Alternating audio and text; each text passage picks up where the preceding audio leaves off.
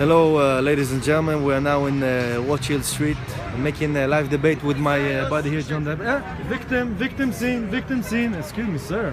Can I make my workout? And we catch the first victim, but he's not a bad guy, you know. He's a good guy. Excuse me, sir. Why do you throw the cigarette butt on the floor? Come on. I think I threw my cigarette on the floor, by the way. Yeah, but you have a pardon because you are handicapped, man. What makes me different than anybody else? Come on, man. You got beautiful eyes. Oh, thanks, baby. Thank you. So anyway, the thing is that we are here talking about the prices of living, and it's not easy here in Israel to buy an apartment, not to mention paying the rent. So we believe in an idea that when people will make a movement and make peace, everything will be for the better, for everybody. Yeah, it will be good for everybody. So what do you think about the idea? Maybe except the people manufactured weapons, they had their pockets. It'll decrease their income. It'll decrease their income. People that manufacture and sell weapons. Yeah, and a lot of the businesses might be hurt. The joint businesses, the political game might be hurt as well by peace. I mean, Netanyahu's election campaign, for example. What do you think about that?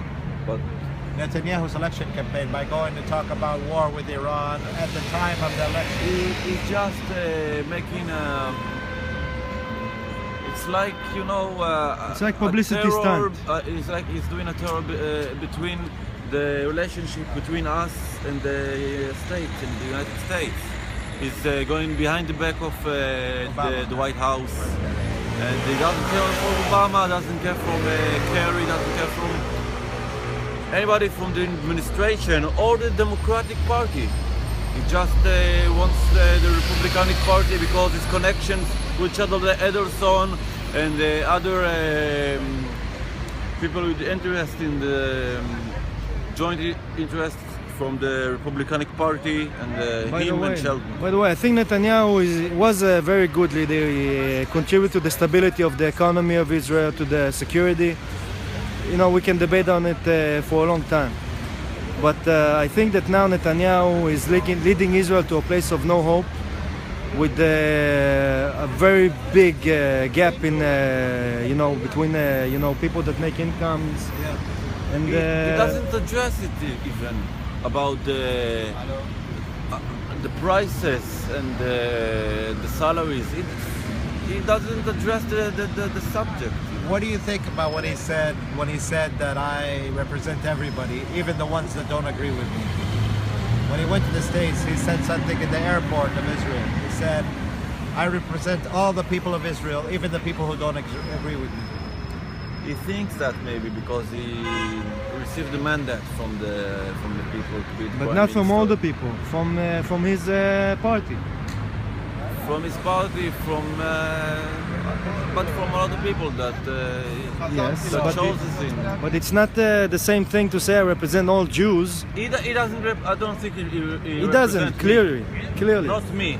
He represents the state of Israel, but he represents the Likud. He doesn't represent all Jews. I mean, it's not correct to say something like this, isn't it? I think he's right about the Iranian nuclear possibility that if they succeed, but he did it very, very wrongly and very. That's not the way to go with the people that vote, that put veto for us in the UN. To go against this administration. I believe that this time that he was in the States addressing Congress was an electoral publicity stunt for his election. Definitely. That's what my belief is. Definitely. It's wrong timing to go and talk about It's this. also right. also not fair that he has he's the only one that can make something like this in the U.S. and nobody else can. I mean, it's not a fair game in democracy that you can go and make a speech in front of the whole world in the U.S. Congress, and Zahava Galon can't, Naftali Bennett can't, everybody can't, but Bibi.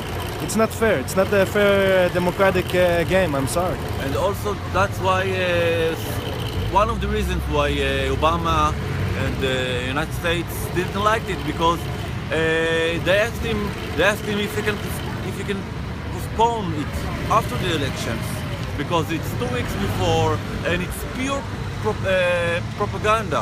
Of course. For his party It's and for a himself. electoral stunt. Yes. PR. A stunt, yes, a stunt. And also, by the way, he also created divide between the American Congress and the question of Israel. It's not.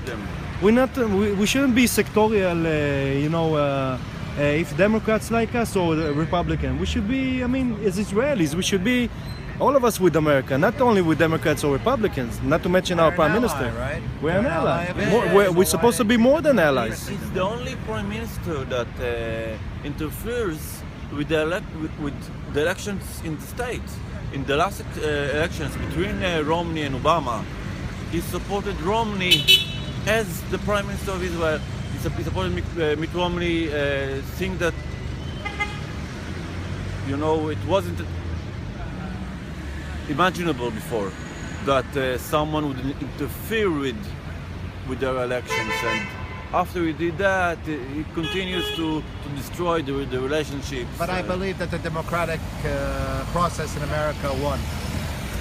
Even though Prime Minister Netanyahu supported Romney, Obama won. Yeah, The people Obama won, wanted but Obama because he helped with his electoral. the act is unimaginable. Exactly. Let's never- summarize right away.